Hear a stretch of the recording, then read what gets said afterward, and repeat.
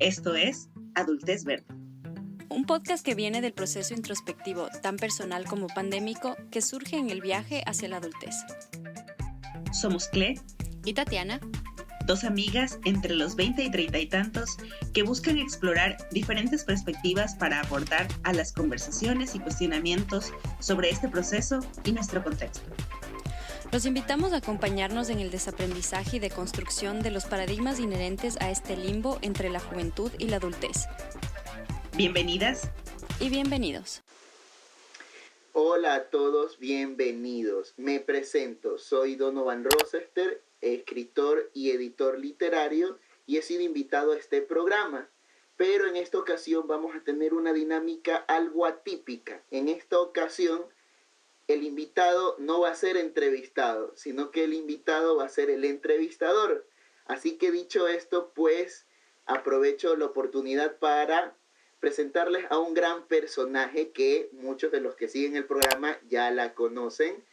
Tiene 29 años y es alguien que está llena de contrastes interesantes. Es economista de profesión, aunque en realidad hace de todo un poco. Hace yoga, dibuja, escribe, es coeditor en una editorial independiente y aparte practica con mucha pasión la danza desde hace muchos años y gusta de los deportes al aire libre como el ciclismo.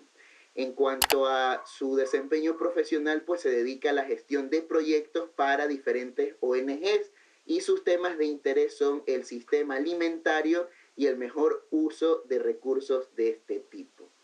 Bueno, y dejando pues las presentaciones ya a un lado, vamos a lo que nos corresponde. ¿Cómo estás, Clelia? Mucho gusto, el gusto es mío. Primero que nada, cuéntamelo todo. Muchas gracias, Jonathan. Bueno, primero por estar aquí, por acolitarnos en esta misión de romper paradigmas dentro incluso de nuestra estructura usual de programa. Gracias por todo el trabajo que hubo detrás para llegar a este día, por tus ganas, por la fe que le pones al proyecto y por siempre ser parte de esto. Así que eso. Bien, para empezar, tengo una pregunta que tal vez muchas personas se han hecho, sobre todo los seguidores nuevos del programa. ¿Existe alguna razón en especial para que hayan escogido el nombre de Adultez Verde? Ya Tati nos dijo un poco de eso, pero queremos conocer tu versión de los hechos. Bueno, mi versión de los hechos tiene muchos componentes. Yo siento que para mí el primer componente fue el de relacionarlo con el dicho del viejo verde. Porque yo sí estaba en una posición en la que me rehusaba realmente a ser adulta. O sea, obvio, pagaba mis cuentas y hacía algunas cosas que pues de esas no te escapas. Pero en más de un sentido, en más de un área, yo sí me rehusaba a ser adulto. Entonces, creo que esa es como personalmente la que más me motivó a elegir ese nombre. Y pues bueno, otras razones están también que algo que está verde es algo que no está completamente listo, que es también algo que compartíamos con Tati, que sentíamos que de alguna forma nadie nos preparó para ser adultos y estábamos así medio perdidas en el proceso. Y a continuación, pues ya una vez que habíamos definido el nombre, que eso fue súper chistoso, recuerdo y me encuentro con un par de, no sé, información en general que me recordó que el verde en el tema de los chakras representa el chakra corazón, que era pues algo que tanto Tati como yo habíamos dejado un poquito de lado, ¿no? No es que obviamente no funciona sin el corazón, pero le habíamos dejado de escuchar un poco. Entonces creo que el año pasado fue un proceso de reconectar con eso. Y que además de la medicina ayurveda, el verde significa sanación. Entonces, todo este proceso también de acercarnos a nosotras, a lo que queremos, de decidir un poco más sobre las cosas que realmente queremos para nuestra vida y de ponernos de frente con nuestro yo, ¿no? Con esa vulnerabilidad y con ese reto que significa el hacerlo, trajo un proceso de sanación que es constante, ¿no? Que tal vez algunos lo vivimos de una forma, otros de otra, pero para nosotras fue también crucial. Y así que esos serían los 4 componentes de mi respuesta. Muy interesante la respuesta, sobre todo el trasfondo mitológico del color verde relacionado con la sanación. Realmente se ve muy alineado al programa y a sus temas. El programa está dedicado a abrirse de alguna manera para poder obtener algún tipo de mejora emocional o apertura o ruptura de paradigmas que nos lleven a sentirnos mejor con nosotros mismos, mejor en cuanto a nuestra sanación emocional, por decirlo así. Así que ahora que ya sabemos tu versión de los hechos con respecto al nombre, cuéntanos qué es para ti Adultez Verde, qué pretendes tú lograr con el proyecto. Bueno, primero, o sea, sí, episodios del 1 al 5 probablemente, yo creo que fue una terapia personal. O sea, desde el aceptar que sonaba un poco rara, desde el aceptar que divagaba un poco al expresar mis ideas, no un poco, mucho. Desde esta risa nerviosa que sale y que cuando la escucho en las grabaciones y en las ediciones es como rayos, Clelia, cuando aprendes. Entre otras cosas, ¿no? Creo que fue también, y es todavía una terapia en el sentido de que yo soy poco de redes sociales, como se habrán dado cuenta, Tati es el 80% de esa parte del proyecto, y es porque yo estoy todavía en esa sí, en esa evolución, ¿no? En la que yo no estaba tan acostumbrada a abrirme, a expresar, a compartir tanto en redes y de a poco pues estoy aprendiendo eso, ¿no? Pero eso como en mi lado súper personal. De ahí Adultez Verde como proyecto para la comunidad, para mí nace justo de estas conversaciones difíciles que pocas veces se tienen, ¿no? Normalmente se habla y como se pregunta, ¿cómo estás? De la forma más superficial, y de ahí pues se dice del trabajo, se dice el que se está haciendo, se dicen muchas cosas como una de las que suenen bien, dos de las que pues no impliquen mucho detalle, ¿no? De cómo realmente están las cosas detrás. Entonces llegó un punto en el que solo yo ya no podía eso, o sea, necesitaba algo más profundo y llegó Tati y llegaron otros espacios en los que logré hacerlo, ¿no? Como compartir realmente cosas de las que no estaba hablando antes. Entonces, para mí Adultez Verde es eso, es un espacio seguro, es una forma de generar comunidad en la que mi testimonio, tu testimonio y la historia de la gente que invitamos y que es parte también a través de sus comentarios, de sus preguntas y respuestas en todos los espacios de interacción que tenemos, podemos echarnos una mano, ¿no? Compartir las cosas que nos pasan y a partir de eso sacar una especie de guía para la adultez, en la que si alguien se encuentra perdido o perdido en parte del proceso, pues que se entere que no es la única o el único, que todos pasamos de alguna forma por eso y que hay cosas que nos han ayudado y que tal vez le pueden ayudar. Muy interesante lo que nos comenta sobre el asunto de la comunidad, de cómo se ha banalizado esa pregunta de cómo estás, al punto de que ya no parece la pregunta como tal, parece que estuviéramos respondiendo ¿qué estás haciendo? Porque realmente nadie suele responder cómo está realmente, entonces de alguna manera sí se siente que de una edad para arriba, donde nos consideran adultos, aunque realmente no lo seamos en el fondo, solo nos dan el título de adultos, pero sin manual de instrucciones, y de paso nos topamos con un mundo donde existen barreras hacia otras personas, barreras hacia la comunidad mismo, hasta que nos damos cuenta de que no se sabe en qué momento la sociedad se ha convertido en un montón de islitas incomunicadas. ¿Sabes qué? Le añado ahí que no solamente ese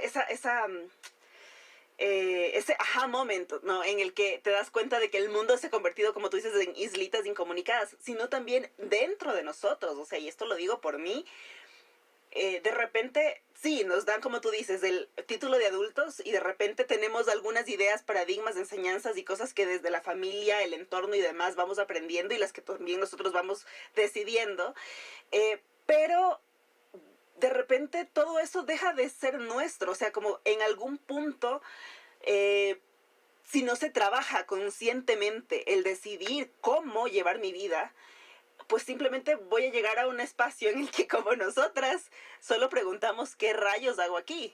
Entonces, claro, si tú personalmente no sabes bien dónde estás y cómo llegaste a eso, pues es muy poco probable que te empieces a preocupar de quien está alrededor tuyo, porque también estás solo tratando de lograrlo, ¿no?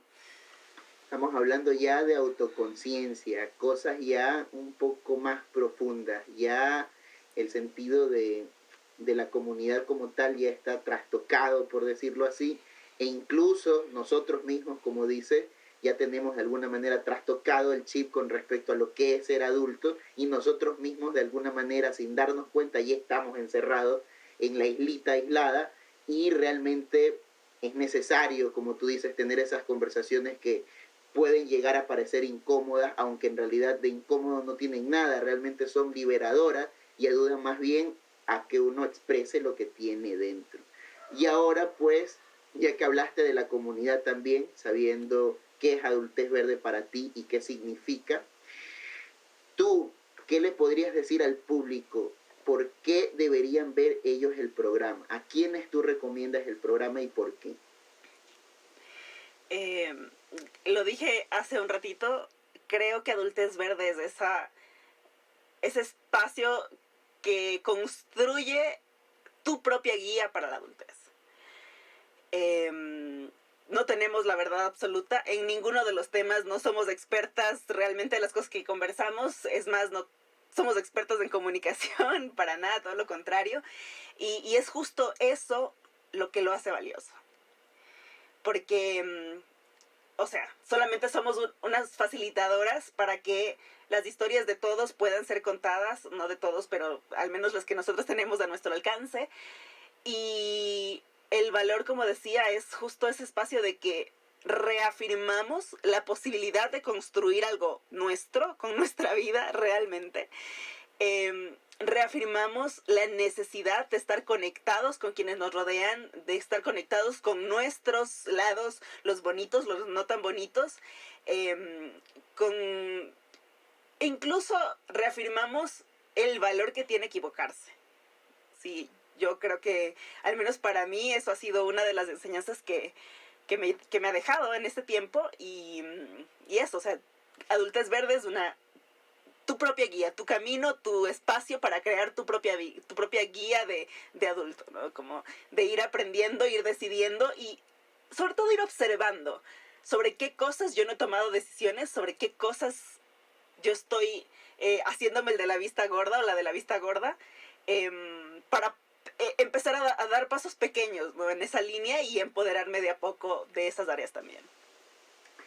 En la psicología hay un principio que dice que al paciente no hay que darle las respuestas, sino que hay que darle las herramientas para que él mismo busque las respuestas. Me resonó mucho a algo que dijo Tati, que consideraba de alguna manera Adultez Verde como su proceso de terapia, ¿ya? Y tú hablas justamente pues de personas que no están siendo escuchadas, estás hablando de romper paradigmas internos de autodescubrimiento, así que pienso que también está muy relacionado a eso. Tú dices que Adultez Verde vendría a ser la guía que cada persona se arma por sí misma para seguir su camino, porque todos van en direcciones diferentes, cada cual sigue su camino en la vida y nadie está ni adelantado ni atrasado porque realmente no tenemos un punto a donde llegar.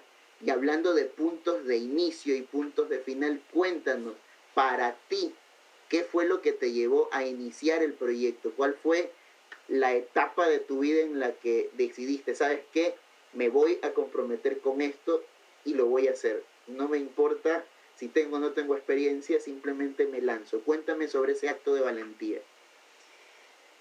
Si hubiese sabido a qué me metía realmente, capaz no lo hacía. O sea, al inicio fue... Yo recomendaba para muchos espacios sacar podcast, porque para mí, yo soy una consumidora asidua de estos espacios, entonces, hay un proyecto de educación, lánzate un podcast. O sea, yo estaba así promocionando a gente a mi alrededor, hasta que me di cuenta que era yo la que quería hacerlo. Primer punto. Luego tengo una conversación con una amiga muy cercana, ella tiene un proyecto de vida muy, muy bonito, en el que yo dije, te apoyo, saquemos el podcast juntas. Entonces ya programamos algunas cosas, pero llegó pandemia, llegó la vida, nos echamos para atrás, entonces ya no se dio.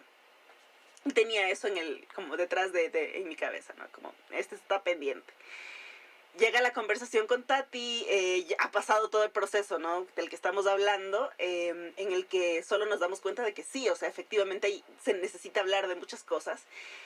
Y esto fue en noviembre, si no me equivoco, fines de noviembre del año pasado, que solo las cosas fluyeron y de repente ya teníamos nombre y de repente teníamos objetivo y de repente le veíamos un montón de potencial y teníamos una lista de 100 temas de los que podemos hablar y 20 invitados a los que ya podríamos acercarnos. Y después de esa reunión de como 3 horas, que creo que fue un domingo en la mañana, fue un nada, o sea, hay que hacerlo. No fue, ya digo, y realmente, esto es una pequeña confesión, las decisiones más grandes de mi vida en las que he votado trabajo, he votado casa, he votado cosas, he votado relaciones, digo votado, ¿no?, pero que he decidido dejar, han sido sin pensar. Entonces creo que esta también fue una de esas decisiones de las que yo realmente no medité los detalles de qué implicaba.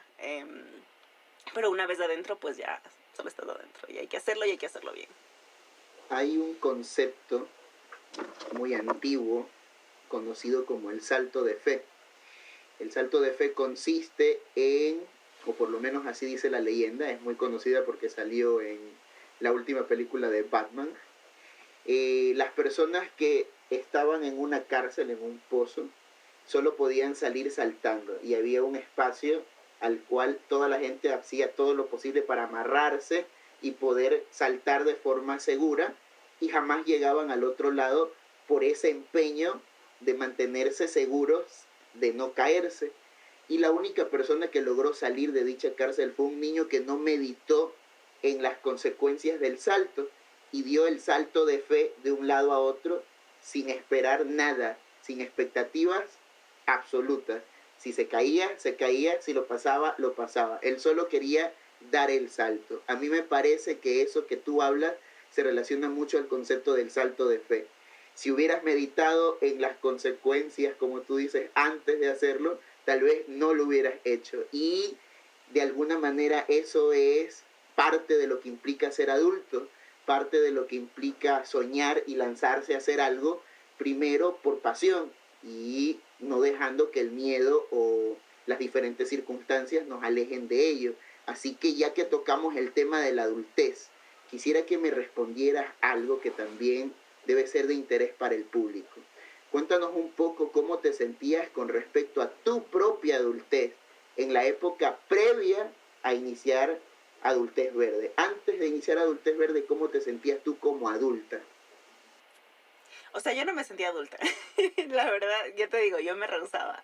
Entonces, antes del año de la cuarentena, o sea, yo, no sé, así un electrón libre, no sé cómo me hubiese definido, ¿no? Que sigo siéndolo de alguna forma, pero con un poquito más de conciencia, sin huir, por ejemplo, a temas del compromiso en general, ¿no? Con proyectos, con trabajos, con relaciones igual de pareja. Y creo que ese fue un componente súper importante, ¿no? Como yo, cuando ya veía que algo se ponía serio, como que de alguna forma me tenía que quedar en algún lado, que ya no tenía esas alas para volar, ya solo mejor huía. Entonces, creo que eso era parte de...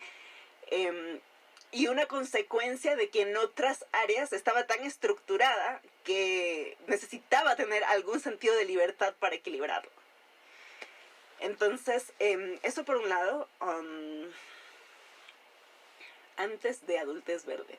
Bueno, creo que más que Adultez Verde per se, igual el proceso fue mucho antes, ¿no? Como desde la cuarentena de todo el año pasado. Yo estuve 2008, 2021, sí, 13 años fuera de mi casa, de la casa de mis papás. Y había pasado muchísimo tiempo, ¿no? Y creo que el tiempo transcurrió, pero ni mis papás ni yo habíamos vuelto a encontrar con las personas que hoy en día somos. Entonces, creo que eso de alguna forma me limitaba también en reconocer mi adultez, porque habían cosas de atrás que yo no había sanado. Y no por nada, o sea, mi familia, mi infancia, mi niñez fue maravillosa, fue perfecta, pero hay cosas que trabajar. Entonces creo que eso fue otro componente interesante, y que me permitió de alguna forma abrirme, lanzarme a cosas como esta, ¿no? Y si tengo que poner algún tercer componente, pues sí, definitivamente es el tema de la estructura y del que así tienen que ser las cosas y estos son mis planes y así tiene que salir, porque yo lo digo y porque siempre me funcionó eso, ¿no? Entonces yo tenía como ya, como tú dices, el guión así es preestablecido y esto es lo que quiero y hacia allá voy, y en el momento en el que se me acabó el guión, está jodida. Porque de repente ya no sabía qué hacer, ya no tenía sentido existir, entonces era como, bueno, ¿y ahora qué? Y en ese ahora que me encontraba con cosas que llenaban mi tiempo, llenaban mi mente para no tener que pensar en ese vacío de guión que tenía, ¿no? Y que me llegó en algún momento. Interesante el concepto del guión que hablas. Eso se parece mucho a la página en blanco del escritor. Es, sin duda, aterrador. Ya llegar a la última parte donde están las instrucciones y decir, bueno, ¿y ahora qué hago? Tengo que escribir el resto yo. Me parece un hito en la vida de uno bastante importante, algo que nos lleva a pensar mucho realmente. Y también lo que nos cuentas sobre tu relación familiar, eso me suena mucho a cómo a veces las personas se ausentan durante cierto tiempo, pero mental o emocionalmente todavía no están conscientes de que ese tiempo ha pasado, que las personas que dejaron atrás o las personas que conocían ya no existen como tal, que están en versiones nuevas y muchas veces hay que volver a conocer a personas que nosotros ya creíamos que conocíamos. Aquí, Entonces, hablando, paréntesis, dime. es exactamente lo que nos pasa con nosotros. Y que, bueno, a nosotras al menos nos pasó. El que de repente pasó un tiempo en el que no estuvimos con los ojos hacia adentro, tal que cuando por todo el entorno y todo lo que ocurrió tuvimos que volver a ver, fue un, ¿quién rayos es esta persona? Entonces nada, cierro el corte comercial.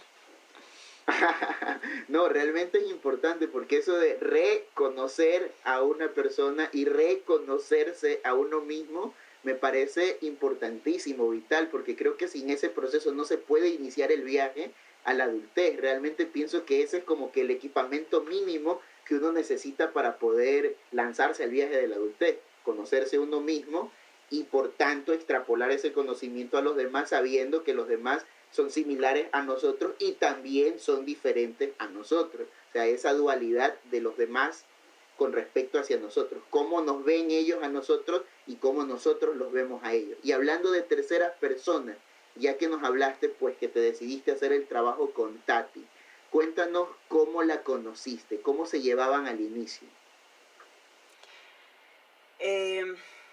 Acto 1, nos encontramos en una reunión de becarios en LSI, la universidad donde hice mi maestría. Esta fue una reunión de, no sé, una hora, media hora, en la que estábamos tratando de organizar un poco la directiva, a ver qué queríamos hacer como grupo medianamente grande, éramos como 15 gatos, pero, o sea, grande para estar en UK, ¿no? Entonces, conversamos algo allí, la verdad es que ni siquiera recuerdo, si yo me acuerdo que sí, nos presentamos porque era una especie de networking session, pero esto fue. Acto 2, una de estas chicas del grupo, que era un poco más cercana a mí, era muy cercana a Tati. Entonces, para fin de año, como, claro, nosotros estudiantes que no tenemos, o sea, tenemos beca y todo, pero no nos daba tampoco el dinero para regresar a Navidad y fin de año en las vacaciones de invierno a visitar a la familia, pues yo me quedé en Londres. Pocos compañeros míos lo hicieron, entonces Vane, que es esta amiga en común, me invita y me dice, Tati va a hacer una fiesta en su departamento para fin de año. Entonces yo voy a la casa de Tati. Tati no me ubicaba tampoco, o sea, era como, sí, hola, cierto que también eres becaria, mucho gusto, ya. Y este fue todo el intercambio, ¿no? O sea, tampoco hicimos más porque ella estaba de host. Entonces tenía familia y todo. De hecho, ella se regresó antes porque luego salimos a ver como que los fuegos artificiales y demás, y ella se regresó antes. Entonces, se acabó la segunda interacción. Acto 3, yo estaba buscando empleo. Vane, la misma persona que me contactó, me llevó a la fiesta de Tati, anunció un tema de una consultoría. Entonces yo la contacto, me da las referencias de dónde era que estaban buscando esta consultora. aplico y resulta que Tati era la persona que estaba buscando a la consultora, o sea, la oficina en la que ella trabajaba. Entonces, nada, hicimos la entrevista con su jefa y todo. Pasó cierto tiempo antes de, porque estaban haciendo como que tú sabes que los trámites administrativos en el sector público pueden tomar su tiempo, así que mientras tanto yo seguí en mi vida. Me llaman un día y me dicen, Cle, no sale todavía el proceso de la consultoría, pero hay la posibilidad de que ingreses a trabajar permanente, o sea, como en una de las posiciones de la oficina. ¿Estarías dispuesta? ¿Te gustaría? ¿Qué sé yo? Este fue realmente el momento en el que nos acercamos, porque de ahí ya fui su compañera de oficina. Entonces, nada, a veces trabajábamos hasta un poco más tarde, sí fiesteamos por ahí también, hablamos de la vida, almorzamos juntas. Entonces, nada, ahí fue que se forjó una amistad bonita.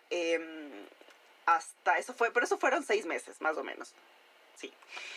Y luego de eso yo me voy a Brasil, Tati se queda en el municipio, bueno, regresa, trabajamos a mi regreso de Brasil un par de meses más, ella se fue a Canadá y ahí se acaba, o sea, esa fue la interacción que tuvimos, creo que el espacio con mayor cercanía fue el tiempo que trabajamos juntas en el municipio.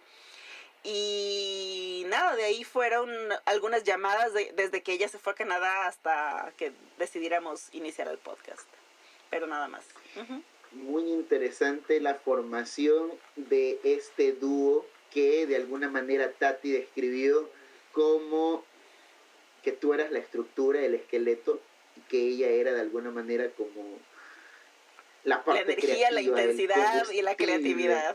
Y en algún sí. momento yo comparé eso con un encendedor, que el combustible por sí mismo no puede tener un efecto permanente, se consume muy rápido, y que la estructura de plástico y la piedrita y el dosificador ayudan a que funcionen en conjunto de una manera que por separado no lo lograrían, que es crear una llama estable y constante que permita trabajar con el tiempo. Y hablando del programa, cuéntanos brevemente sobre los 3 programas que más te han impactado y por qué. Episodios favoritos.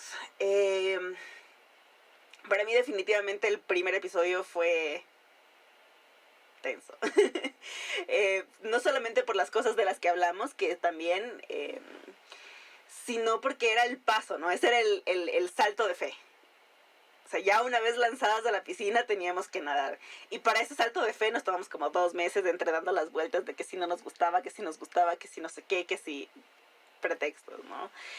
Pero el proceso de generarlo, el proceso de editarlo, el proceso de escucharlo, todo lo que tenía el primer episodio para mí fue súper revelador y creo que es el más importante hasta ahora en ese sentido.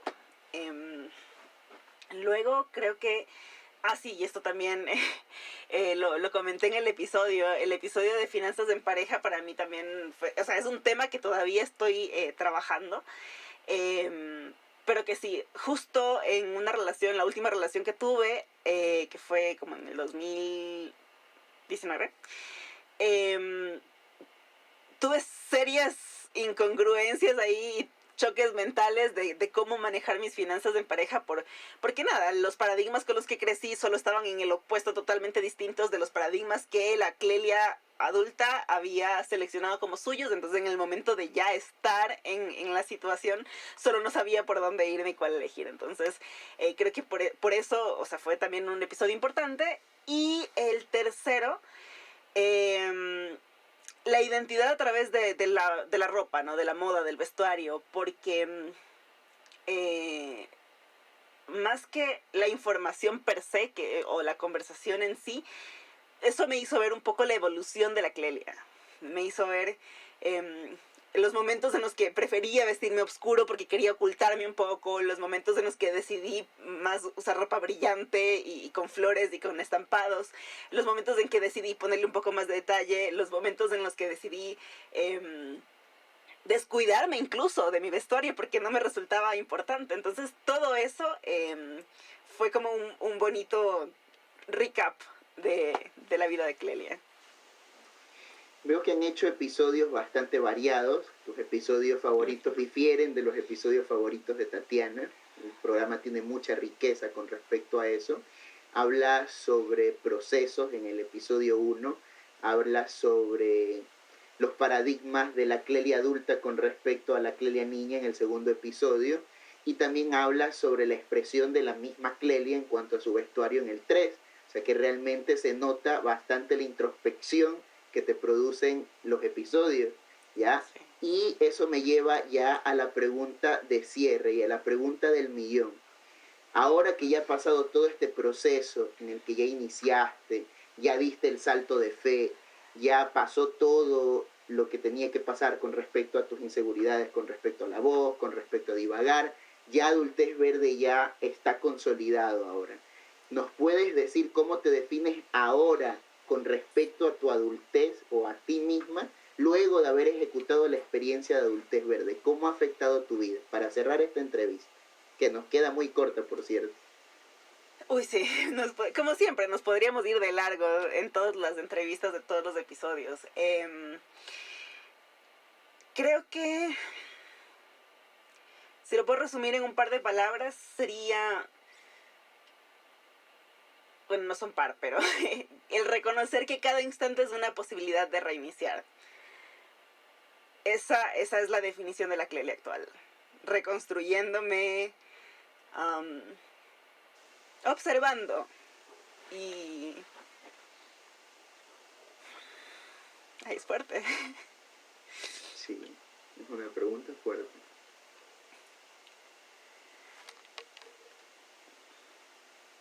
Como un material en construcción. Así me defino ahora. Un material en construcción. Realmente las piedras preciosas pasan por diferentes procesos. Primero están ocultas bajo tierra, esperando que algo o alguien las descubra. Ese alguien pienso que es uno mismo cuando llega a descubrir su esencia y encontrar su esencia, por decirlo así, como un material en bruto. Luego de extraerlo de la tierra comienza el proceso de pulir, que es el material en construcción.